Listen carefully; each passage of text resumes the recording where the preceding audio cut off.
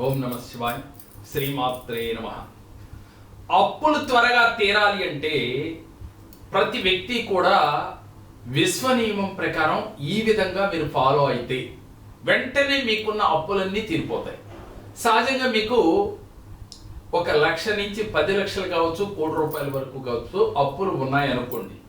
అవి తీరటం లేదు, మనకు వచ్చే ఇన్కమ్ చాలటం లేదు అని పదే పదే టెన్షన్ పడకుండా ముందు మీరు చేయవలసింది ఏమిటి అంటే మీ అప్పులు ఉన్నాయి అనే పదాన్ని మీ మైండ్లోంచి డిలీట్ చేయండి. సహజంగా మీకు ఏమనిపిస్తుంది అంటే, సార్ అప్పులు ఉంటే అప్పులోడు వచ్చి అడుగుతుంటే అప్పులు డిలీట్ చేయమని ఎలా చెప్పగలం అని మీకు ఈ పాటికి సందేహం వచ్చి ఉండాలి. వాస్తవంగా మీరు అన్నది 100% కరెక్టే. అయితే విశ్వనియమం ప్రకారం మనం ఏదైతే తలుస్తామో అదే మనకి వచ్చి తీరుతుంది. లా ఆఫ్ అట్రాక్షన్ చెప్పేది అదే కదా. కాబట్టి మనం ఇప్పుడు ఏం చేయాలి? ఎన్నన్నా ఉండండి, ఏదైనా జరగనివ్వండి, ఈ క్షణాన మీరు అనుకున్నది సాధించి మీ అప్పులన్నీ క్లియర్ చేసుకోవాలి అంటే మాకు అప్పులు ఉన్నాయి అనే పదం మీ నోటి నుంచి ఒక 90 డేస్ కానీ 180 డేస్ కానీ మీకున్న అప్పుల స్థాయిని బట్టి ఒక 90 తక్కువ మాత్రం ఉన్న వాళ్ళకి ఒక 90 డేస్ పెట్టుకుందాం. ఈ 90 డేస్ నాకు అప్పులు ఉన్నాయనే పదాన్ని మీ మైండ్లోంచి డిలీట్ చేయండి. మీరు హ్యాపీగా ఉన్నవారు ఎలా ఉంటారో అలా ఉండటానికి మానవ ప్రయత్నం చేస్తూ మీరు ఉండలేనప్పుడు ఈ చిన్న టెక్నిక్ పాటించండి. ఏం చేయాలి అంటే ముందుగా మీరు నమ్మిన దైవం దగ్గర దీపారాధన చేసి ఆ స్వామికి చేతిలో నీళ్లు తీసుకుని ఆ నీళ్లతో మీకు ఏ అప్పులైతే ఉన్నాయో ఆ అప్పులన్నీ కూడా భగవంతుడి యొక్క పాదముల దగ్గర వదిలినట్లుగా స్వాహా చెప్పండి. ఎప్పుడైతే మీ అప్పులు తీరిపోయినాయి అనే ఫీలింగ్ మీకు వచ్చింది, భగవంతుడికి ఇచ్చేశారు, అప్పటి నుంచి మీరు ఫ్రీ అయిపోయారు. మీ అప్పులన్నీ తీరిపోయి అక్కడి నుంచి మీ జీవితంలో ఆనందం స్టార్ట్ అయింది. ఆ ఫీలింగ్ ని మీరు తీసుకురండి, మనసులో తీసుకురావాలి, పైకి యాక్షన్ కూడా ఉండాలి.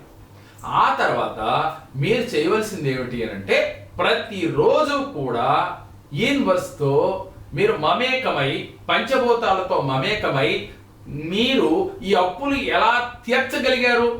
మీకు 1 కోటి రూపాయలు అప్పు ఉంది, ఇన్కమ్ నెలకి మనకి 5 కోట్ల డబ్బు వస్తే 1 కోటి రూపాయలు అప్పే కాదు. అంతేగాని నా అప్పులు తీర్చినందుకు అని మాత్రం మీ నోటితో మాట్లాడకూడదు. అప్పు అనే వర్డ్ని మీరు డిలీట్ చేసేయండి మైండ్లోంచి. చేసి నన్ను కోటేశ్వరుని చేసినందుకు యూనివర్స్కి కృతజ్ఞతలు.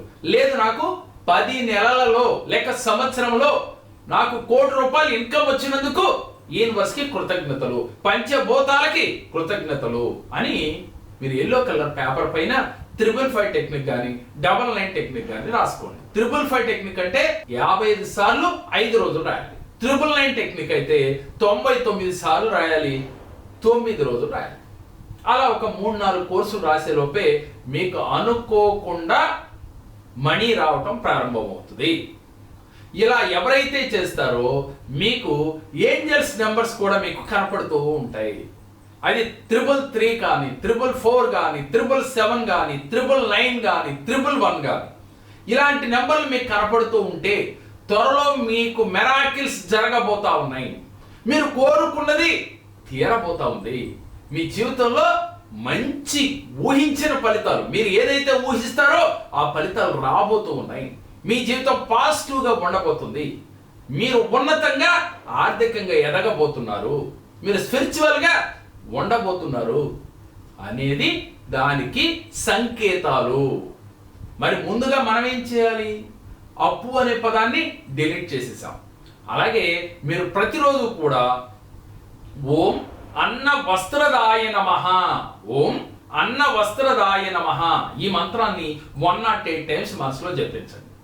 జపించి నల్ల కుక్కలకి ఏదైనా ఆహారం పెట్టండి. గోధుమ రొట్టెలు కానీ లేక ఆహారం కానీ ప్రతిరోజు కుదిరితే అవకాశం ఉంటే, లేదంటే ఏ కుక్కలు దొరికినా ఊర కుక్కలకి మీరు పెట్టే ప్రయత్నం చేయండి.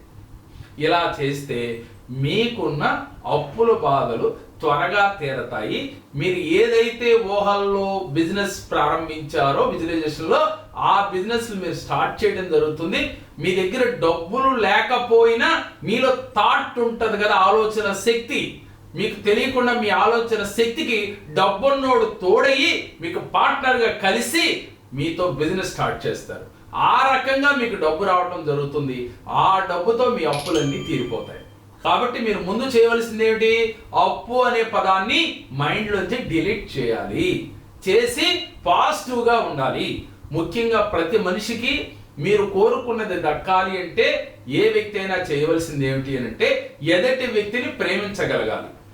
అలాగే ప్రతి వ్యక్తిని కూడా కింద స్థాయిలో ఉన్న వాళ్ళని మనకన్నా పై స్థాయిలో ఉన్న వాళ్ళని గౌరవించే స్థితి మీలో రావాలి. అలాగే బాగా డబ్బున్న వాళ్ళని చూసి వాళ్ళలో ఉన్న నెగిటివ్ని మనం మాట్లాడకూడదు.